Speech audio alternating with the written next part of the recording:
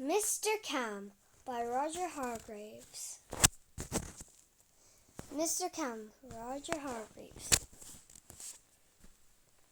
Mr. Clam woke up in his bedroom in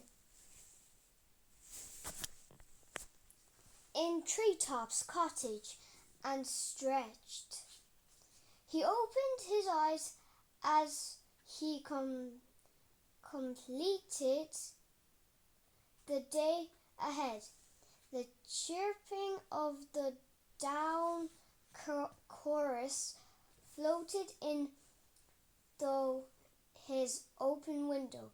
Chirp, chirp, went the birds. But suddenly the peace was broken by a loud shout. "Be quiet!" It was Mr. Cam's next-door neighbor, Mr. Grumpy, who did not enjoy being woken up by down chorus.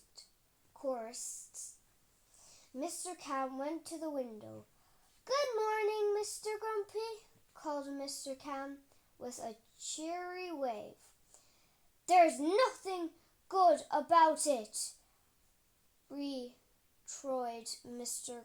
Grumpy. Mr. Clam went downstairs for breakfast. He sat back in his chair and sipped his smoothing cup of tea. Suddenly, the quet was startled by a loud noise. Crash! And then another noise. Bang, whoop, bang, bang. It was Mr. Cam's other neighbor, Mr. Noisy, playing the drums.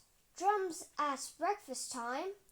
"Good morning, Mr. Noisy," called Mr. Clam without a glimmer of annoyingness.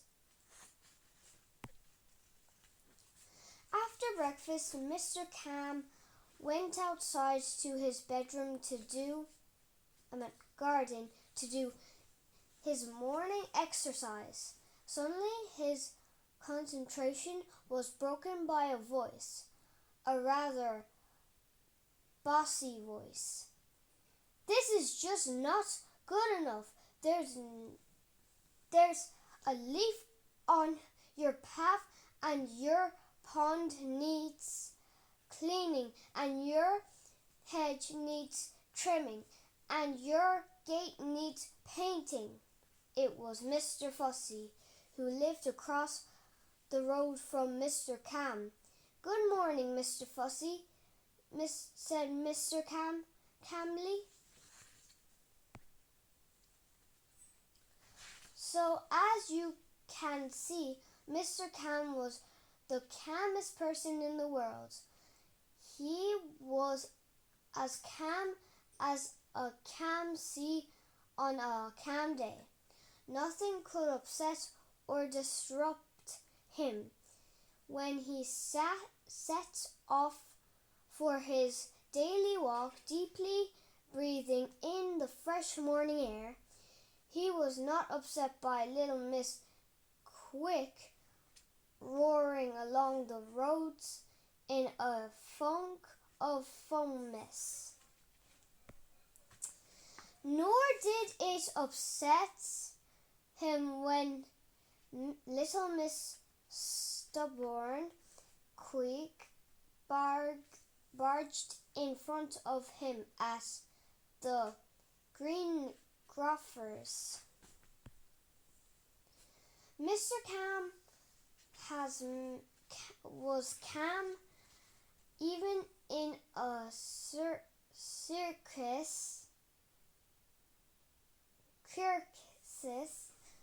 He stayed calm when his boat collapsed in a crocodile-infested river. And he stayed calm when Mr. Small's climbing rope snapped. But there was one thing that did slightly trouble Mr. Cam's thoughts, and that was how hastic his friends' lives were. As he walked through the tranquil woods, he decided that he would try and bring a little calm into their lives. And as he walked, he had an idea. What his friends needed was a nice, serene walk. A nice, serene, peaceful walk in the woods. That would be just the tonic. However, the reality of the walk was a long way from Cerns, and even further away from peaceful, and it was definitely not calm. Mr. Grumpy moaned and groaned that he was tired and his feet hurt. Mr. Noisily stomped and crashed about the woods, scaring all the wildlife. Little Miss Quick huffed and puffed as she sped through the woods as if she was late for a very important appointment, which she wasn't. Little Miss Stubborn argued about which was the right way at every fork in the trail. And Mr. Fussy fussed and busted. The sun was too bright. He didn't like the insects. Why was the path so uneven? And so on and so on. Poor Mr. Clam. It wasn't what he'd had in mind at all. But being Mr. Clam, he kept his calm. And being Mr. Clam, he had a trick up his sleeve. As he walked along, he began to whistle a charming tune. The smoothing music fills the woods, floating melodies on the breeze and filling the ears of his friends. It was so enchanting and tranquil that all his friends calmed down. It was like magic, and maybe it was. Mr. Clam whistled his way through the woods, and it seemed the whistle was catching fire.